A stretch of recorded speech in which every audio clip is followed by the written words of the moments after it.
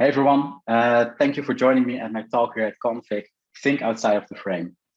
I'm Fons, and this talk is for everyone that find themselves often stuck finding a visual direction, either for their brand, their product, a feature maybe even, or a project they are working on. But before I dive into that and get into some techniques on how to overcome boring, I want to tell you guys something about me first. So I'm Fons, as I just said. I'm a multidisciplinary designer from Rotterdam, which is in the Netherlands. And multidisciplinary basically because I can't choose between visual design, product design, branding, and everything in between. But those of you who joined who do recognize me probably recognize me from my visual experiments I started sharing over at Twitter. So I started sharing these experiments a couple of months back. I've been doing them for way longer, but actually started putting them out. I think it was in November. And here on the right, you can see one of those experiments. And what those experiments really are about for me is just getting a vibe down in Figma quickly to test out styles for projects I'm working on. Really getting one reference frame and seeing if it fits the project and iterate from there. So it's a way to quickly get thoughts down, but also to improve visual skills and explore what I can do, what I can recreate within Figma. So as you can see here, a lot of playing around with gradients, but also trying to play around with different materials, reference material, to see if I can get some 3D looks and so forth. So after I started posting these online, actually quite some people started asking me, whoa, how do you make this? And is this even made in Figma? So that made me think of actually sharing the files in the community as well. And of course, that is a little bit of a scary thing at first, because it feels like you are sharing your secrets on how you do stuff, how you create certain visuals.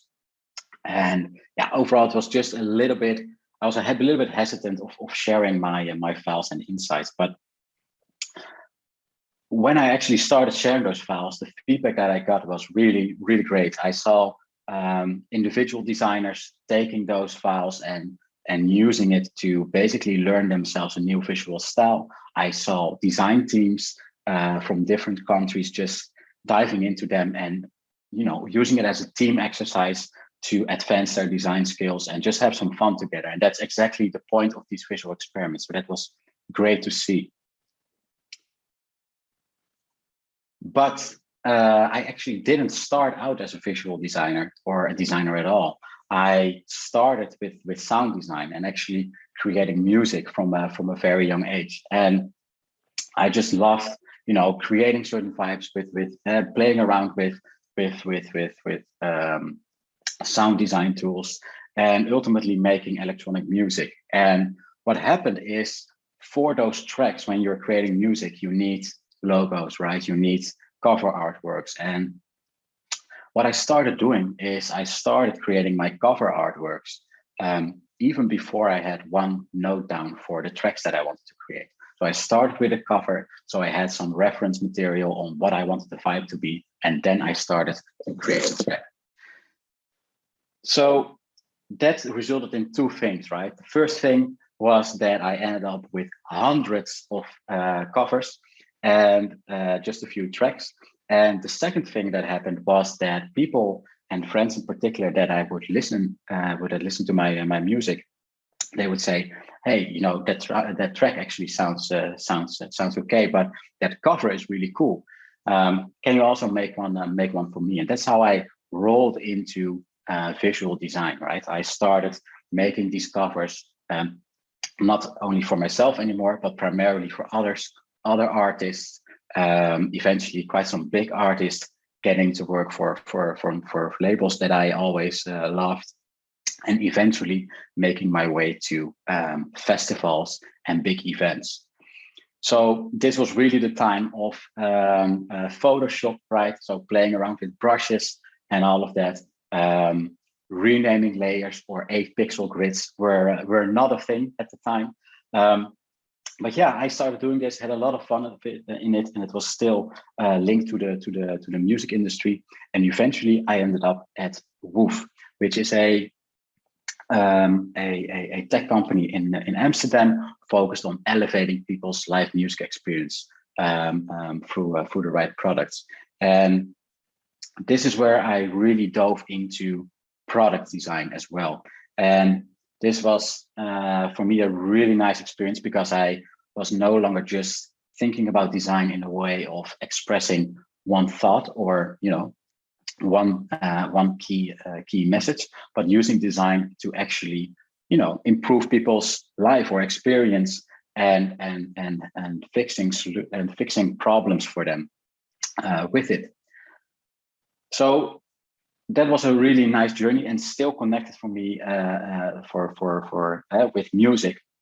But one thing stood out actually when making this switch from this hyper creative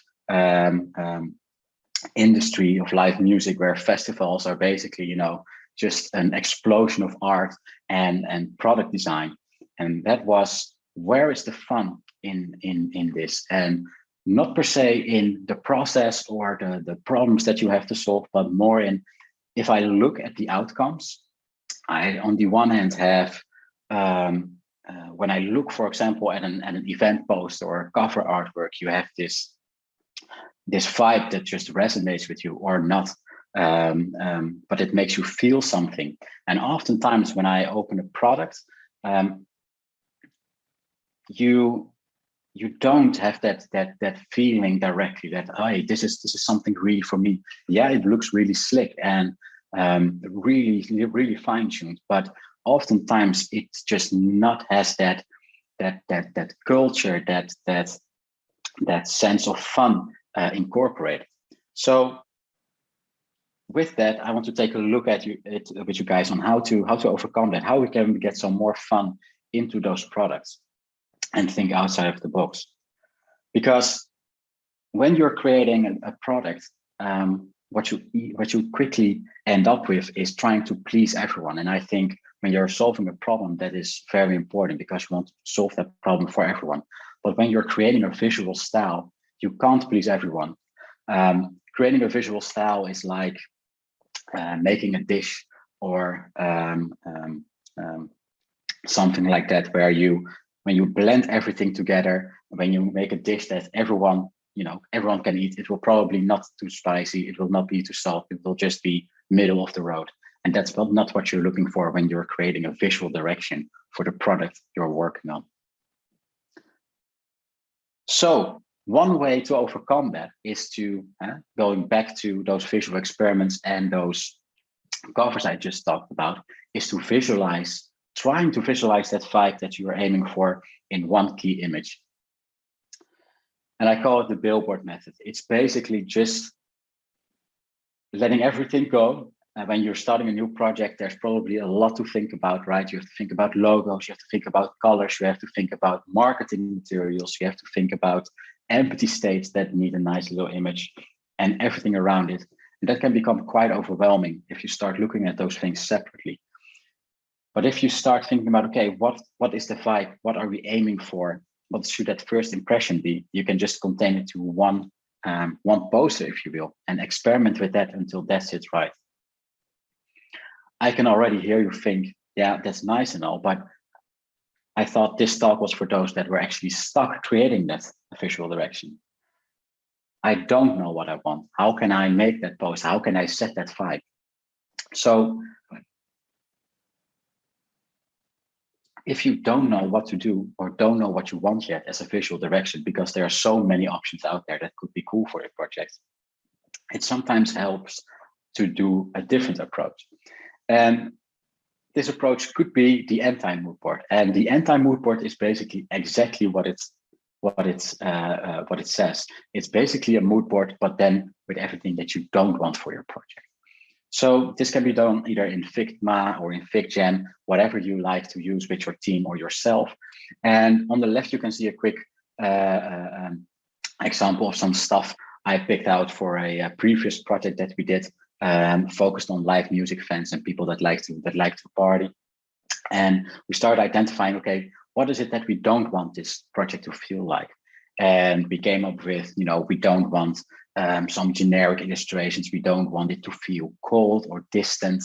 We don't want it to feel formal. We want it to feel free, and we want it to feel real. And when you have those opposites, right? When you have found the visual marks or keys that you find important to communicate, then you have a base to start working with. So just find stuff that don't resonate with your project. And please note, this doesn't have to be stuff that you think is bad. It is just stuff that doesn't fit the project you're working on. And when you found those things that don't fit, try to look at it. Why doesn't it fit? And when you have those whys, you have a starting point to start creating that first visual. And when you start creating this first visual, right, that initial frame of the vibe you're looking for, one thing to keep in mind is that this process is completely messy, and it is also a completely different process from, for example, iterating on a checkout flow or an onboarding, because here you are basically looking for the most radical changes you can make. You're not looking for slight optimizations or moving in pixel grids. You're looking to basically make the changes that non-designers, when they look at the work, can easily identify, hey, okay, this direction resonates with me and this I don't like. And this is also the phase where you want to start, you want to test it out with others, and specifically the people for whom you're creating it for. And going back a little bit to the recipe example, you are not looking for an okay reaction for everyone here.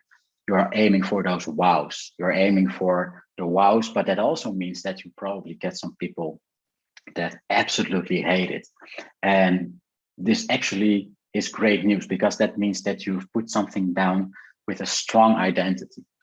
And fact of the matter is, when you put something down with a strong identity, people either love it or hate it.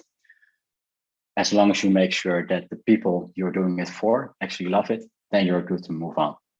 But yeah, when you're in this creative process, what I see quite some product designers do is they try to mix being creative with cleaning up and working in this very structured way. So they start iterating, and before you know it, they're jumping into outer layouts and getting their grid together. And basically what I would tell you in this case is, don't do that at all, right?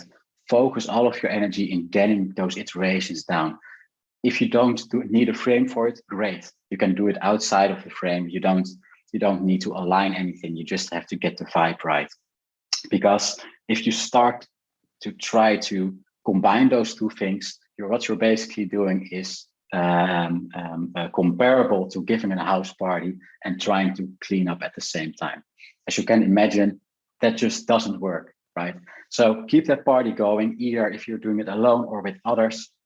If you see others start cleaning up, just tell them, hey man, this party is still going, and clean up after. Clean up after that creative process is done, and you know which direction you want to pursue. So to dive a little bit into one of my visual experiments, I have made a little bit of a demo. So let me quickly grab that file and dive into this for a second. So what you see here is actually a poster concept that I did for a client of mine. And what we decided to do is to make one visual, which we could then translate to packaging, web design, marketing, well, you name it, basically everything related to the product.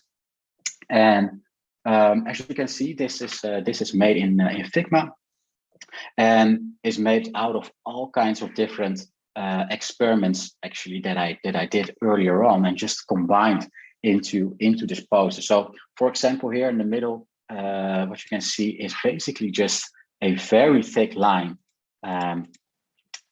with inner shadows applied, giving it the feeling that you're actually looking at something that is 3D, while it's just a flat vector. So this is just, if you did that experiment once and you know it, you can use it in different projects as well, and it can be very powerful. Another thing that stands out, for example, in this poster is, if I zoom in a little bit here, we have this silver little oval, but if you look closely, you can see that it's actually not silver. It's just a clipping mask with some blurred elements, which gives you the impression of this shiny little thing that gives some more texture to your composition.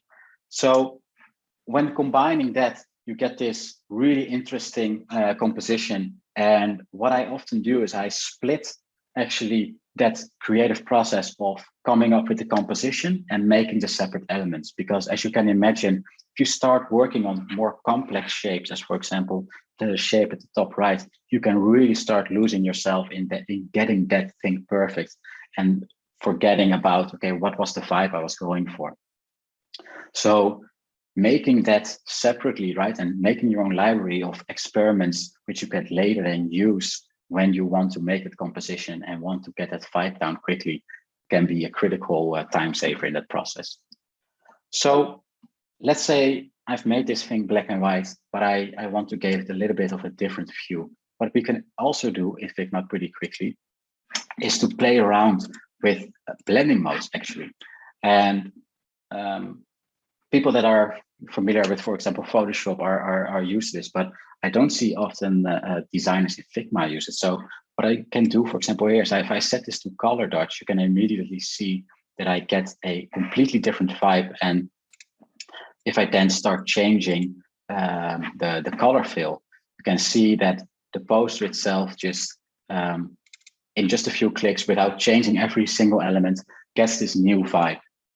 And when I think I'm done, I like this vibe, other people saw it, they think it fits the project, I'm ready to start translating that into the rest of my project. So what I can do, for example, is I can just pick some colors right from the canvas to get a little bit of a color scheme going on, and I can start copying even styles to some elements. So let me quickly get rid of this. For example, how I would translate this initial poster to this rather boring looking empty state is just by getting an element, copying its style, and pasting it on the thing that we want to manipulate. And what you can see here is that already it has the style directly. I didn't have to tweak it. I can just go and fix it that way. So let me quickly combine this so it looks a little bit better.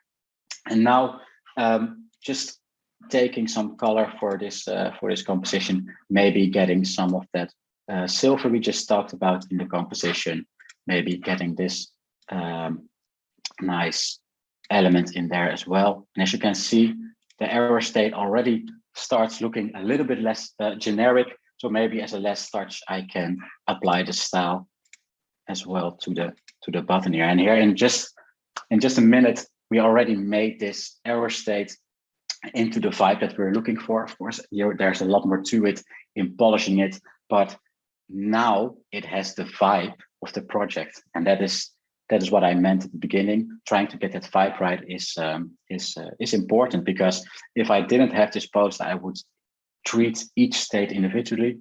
And now I can make sure that it fits the vibe that we set in the beginning. So quickly going back to the presentation, as a quick recap, because we talked about quite a lot. I would say if you're stuck finding a visual direction or want to spice up your project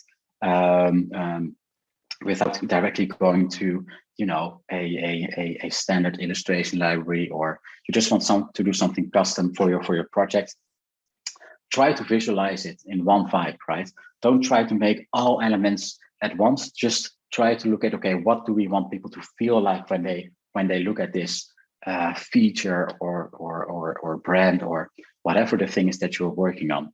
And if you can't do that yet because you're not sure what direction to choose, it can be wise to explore what you don't want and dive a little bit into the why of that and find the opposites and start working from there.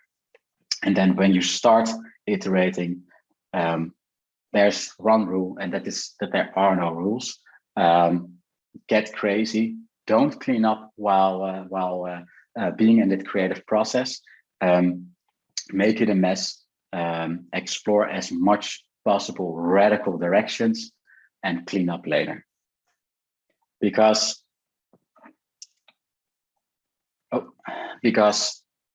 it's important that we experiment a lot. So we have different products, different brands, right? That they all feel unique. Even at the end, if you found yourself iterating a lot on these visual experiments, but not using them, you still have the experience of doing that under your belt. And maybe you can use some of the elements in a project later on. So iterating is never for nothing. And with that, I would like to thank everyone for joining my talk today here at Config. If you would like to continue the conversation or have some questions for me, feel free to shoot me a message over at Twitter. But for now, thank you guys, and enjoy the rest of Config.